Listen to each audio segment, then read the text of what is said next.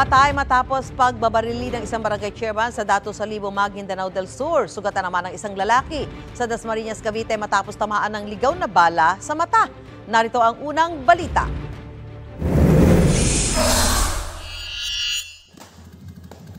Sa gitna ng pagdiriwang ng pagpasok ng bagong taon, tinamaan ng ligaw na bala sa kaliwang mata ang isang lalaking 16 na taong gulang sa Dasmariñas, Cavite. Kwento ng tiyuhin ng biktima, nakita na lang nila nakadapa na ang kanyang pamangkin at duguan ng mukha matapos magpaputok ng baril ang isa nilang kapitbahay. Nang makausap daw niya ang lalaking kapitbahay na nooy nakainom umano, umamin daw ang lalaki na siya'y nagpaputok at humingi ng tawad sa pamilya. Nangako rin daw siyang aakuin ng gastusin sa pagpapagamot ng binatilyo. Sinubukan namin puntahan ang bahay ng sospek pero tumanggi magpaunlak ng panayamang pamilya.